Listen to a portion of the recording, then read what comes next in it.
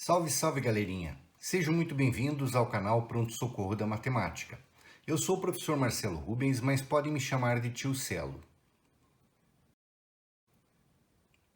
Nesse vídeo vamos aprender como encontrar o máximo divisor comum entre dois números. Bom, obtenha o máximo divisor comum entre o 30 e o 48. São dois processos diferentes que nós vamos ver. O primeiro é a chamada decomposição em fatores primos. 30 e 48 serão ambos decompostos em fatores primos. Vou começar pelo 30. 30 dividido por 2, que é o primeiro número primo que eu utilizo, resulta em 15. Posso continuar utilizando 2 como divisor? Não. Agora eu vou passar para o próximo número primo, que é o 3. 15 dividido por 3 dá 5. 5 não é mais divisível por 3, então eu passo para o próximo número primo, que é o 5. 5 dividido por 5, 1. Obtive 1 do lado esquerdo, é sinal que finalizou a decomposição em fatores primos. E o nosso amigo, o 30, pode ser entendido como sendo 2 vezes 3 vezes 5. Decompor em fatores primos, como vocês já sabem, é expressar um número representado através de uma multiplicação onde só apareçam números primos. Nesse caso, o 2, o 3 e o 5. Mesmo procedimento a gente vai fazer com o 48. 48 é par, portanto, ele pode ser dividido por 2. 48 dividido por 2 dá 24. 24 dividido por 2 ainda, 12. 12 dividido por 2, 6. 6 dividido por 2, 3. Opa! O 3 não é mais divisível por 2, então é a hora da gente mudar de número primo. Próximo da fila é o 3. 3 dividido por 3, 1. Obtive o 1 do lado esquerdo, encerrou-se a decomposição. E agora a gente representa todos os fatores que surgiram na decomposição na forma de número primo.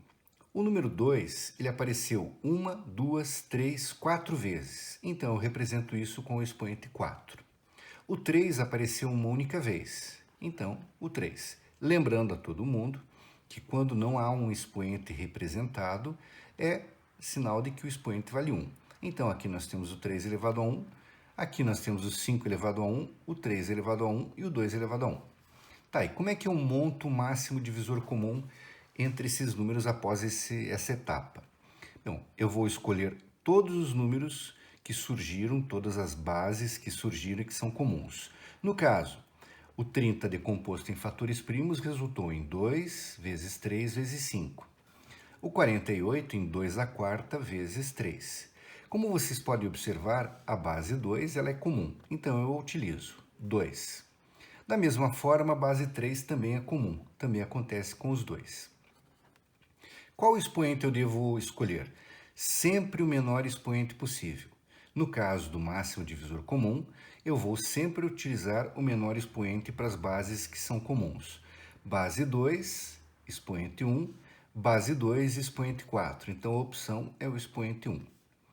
Base 3, expoente 1, base 3, expoente 1, portanto, expoente 1. Bom, como vocês sabem, 2 elevado a 1 é 2 e 3 elevado a 1 é 3. Portanto, quem é o máximo divisor comum entre 30 e 48? 2 vezes o 3, 6.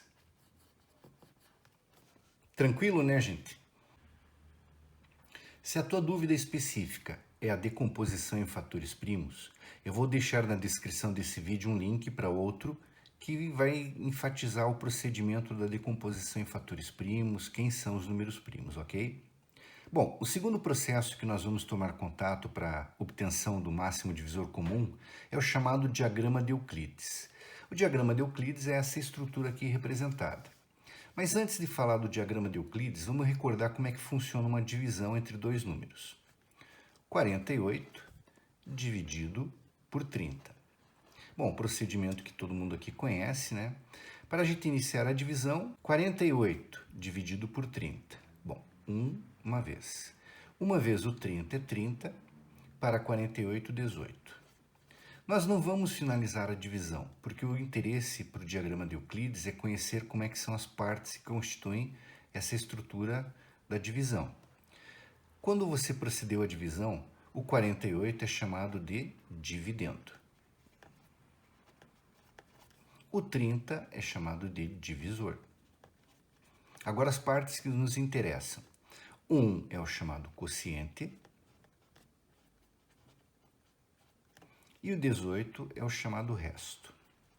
Por que eu preciso recordar com vocês disso? Porque no diagrama de Euclides, como vocês podem observar, essa estrutura ela é composta por 3 linhas. Primeira linha, segunda linha e terceira linha. A primeira linha é a linha do quociente.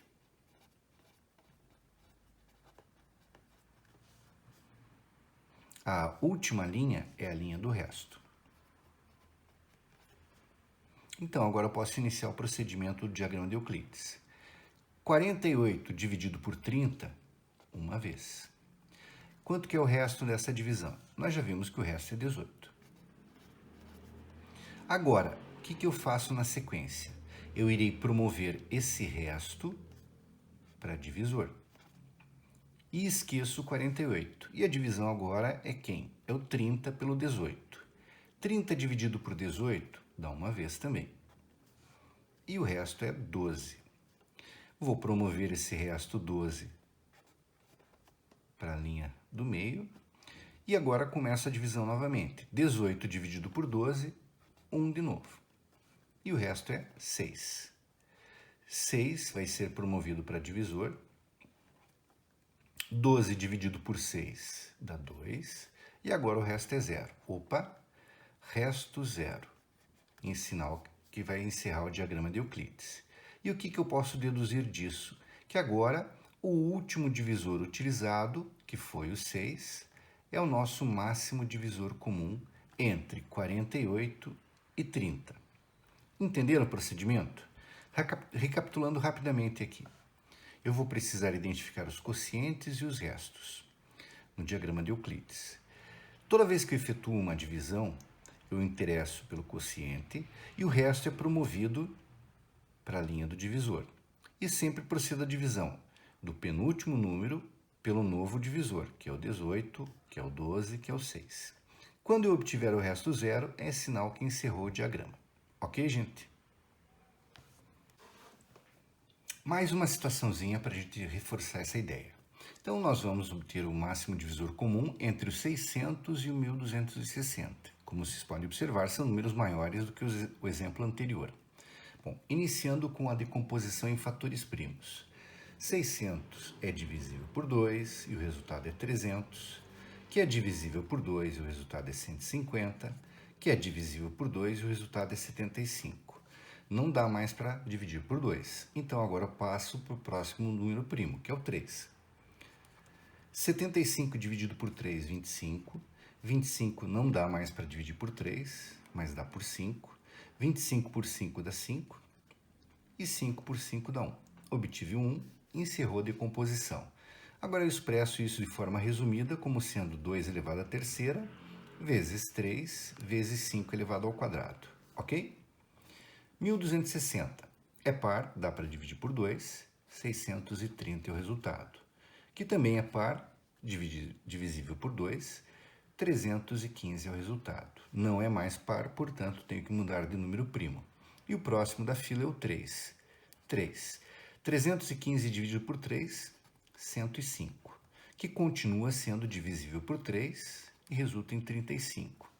Que não é mais divisível por 3. Então, eu mudo de número primo e agora eu vou para o 5. O resultado da divisão é 7. Não é divisível por 5, 7. Então, eu passo para o 7 agora. E obtive 1.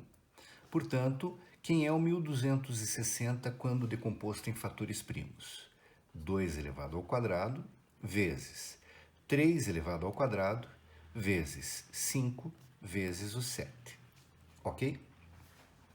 Chegou a hora da gente montar o máximo divisor comum através das informações ou das versões decompostas dos números 600 e 1260. Lembra como é que é o procedimento? Eu escolho as bases comuns. 2 é base comum, 3 é base comum e o 5 é base comum. Perfeito. Multiplicação entre elas. E agora, com relação aos expoentes, vocês lembram como é que é? É sempre o menor expoente dos que apareceram. Eu tinha aqui na primeira etapa 2 ao cubo e 2 ao quadrado. Entre 2 ao cubo e 2 ao quadrado, eu escolho o quadrado. 3 elevado a 1 e 3 elevado ao quadrado. Eu escolho o 3 elevado a 1. 5 elevado ao quadrado e 5 elevado a 1, eu escolho o 5 elevado a 1. Portanto, quem é o máximo divisor comum entre 600 e 1260? 2 ao quadrado, que é 4, vezes 3 elevado a 1, que é 3, vezes 5 elevado a 1, que é 5. E aí sim, 4 vezes 3, 12, vezes 5, 60. Portanto, moçada, a conclusão a respeito do MDC, máximo divisor comum, entre 600 e 1260 é o 60. Tá, mas e através do diagrama de Euclides? Vamos ver como é que funciona? Como vocês podem observar, ele está limpinho, não tem nada lançado nele. Bom, como é que eu começo a montagem do processo do diagrama de Euclides? Entre os números presentes, eu sempre vou colocar o maior número entre eles, 1260. E aí, o outro. Agora inicia-se a divisão. 1260 dividido por 600. Dá 2 vezes, né? 2 vezes 600, 1200, para 1260, 60. Bom, vou promover esse resto para a linha dos divisores. E agora inicio novamente a divisão. 600 dividido por 60, 10, e o resto é 0. Opa, peraí, resto 0 é sinal que o último divisor utilizado é o máximo divisor comum entre 1260 e 600. Observem que essa é uma situação onde foi muito mais rápido e vantajoso utilizar o diagrama de Euclides. Na anterior, talvez fosse o mesmo trabalho, mas nessa eu vejo claramente que o diagrama de Euclides pode ser muito ágil e muito útil no procedimento do máximo divisor comum. E daí, gostaram, moçada? Foi útil esse vídeo para vocês? Se você ainda não é inscrito no canal, se inscreva e ative as notificações.